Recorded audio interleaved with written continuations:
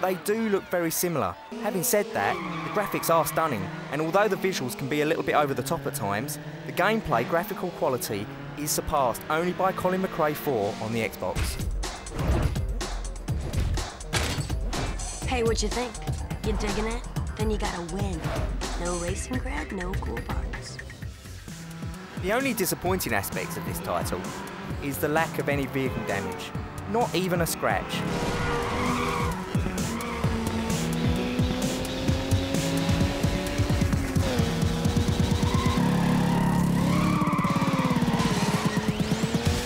If you are a fan of driving games, this will bug you, but probably not as much as the lack of challenges. You still have to drive, and drive well, but you won't have to struggle to get enough cash for your next mod.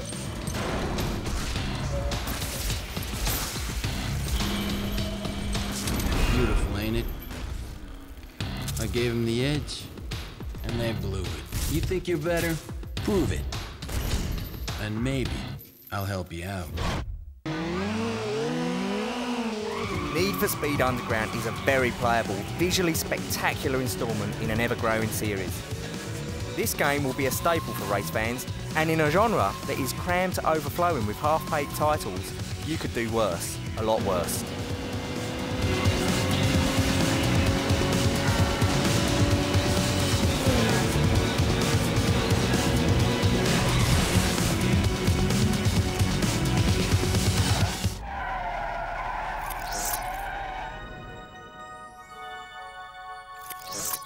In the Dragon Realms, all is not well. The fallen dragon, Red, is using the dark gems to poison the life of the world. 5 heroes must fight the forces of evil. Spyro, Hunter, Sergeant Bird, Sparks, and the newest comrade, Blink. Now is the time. Let the battle commence.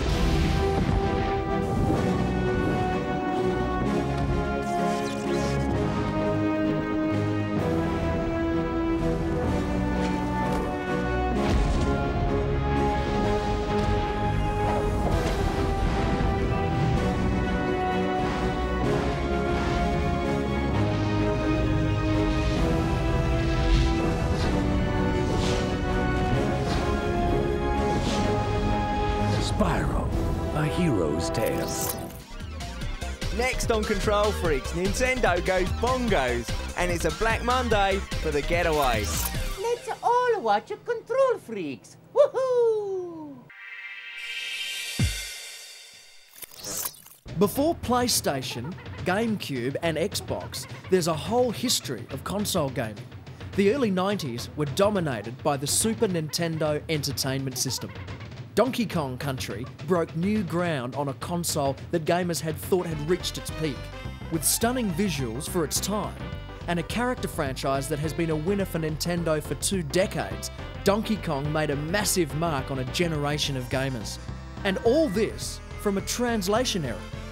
Monkey Kong, the original title, just doesn't have the same ring.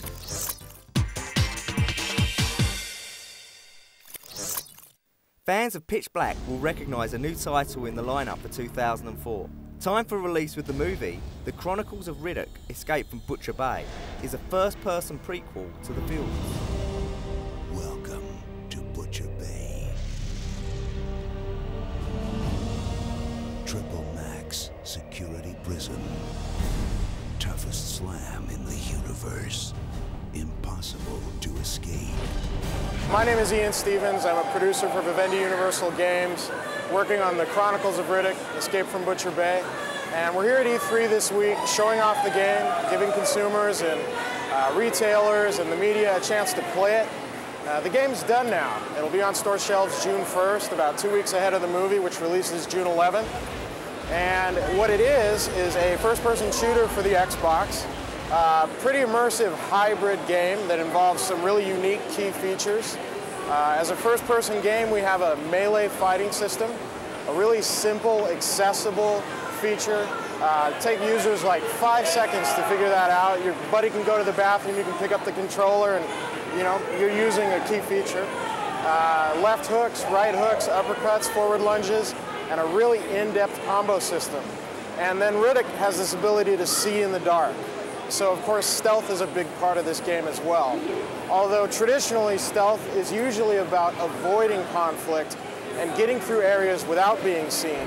In the Chronicles of Riddick, Escape from Butcher Bay, stealth is more about catching guards unaware, shooting out the lights, getting a dark room where guards are afraid and looking around with flashlights.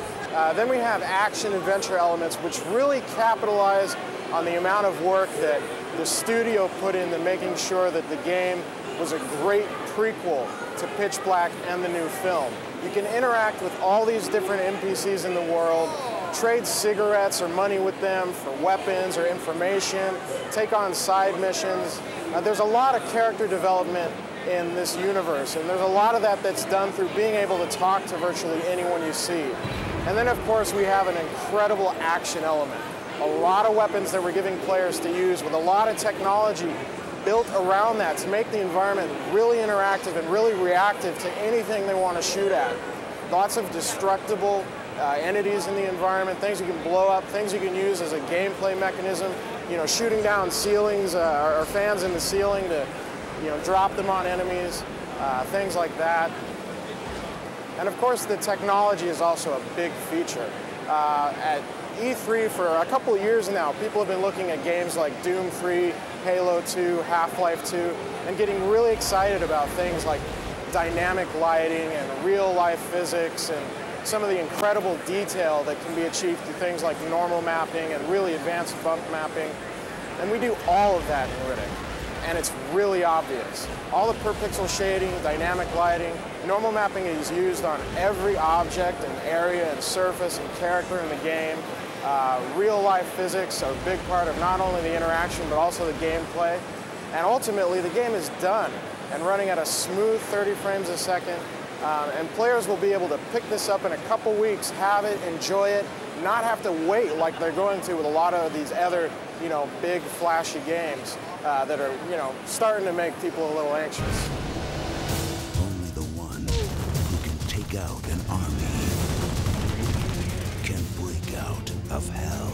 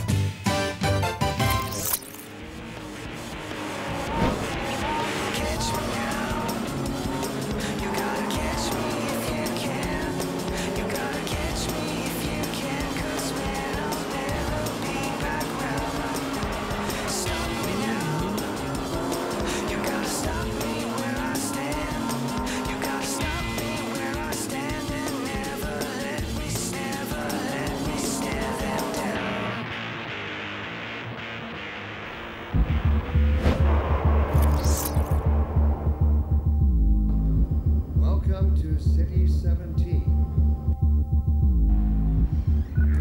Instinct could inflict a fatal injury on our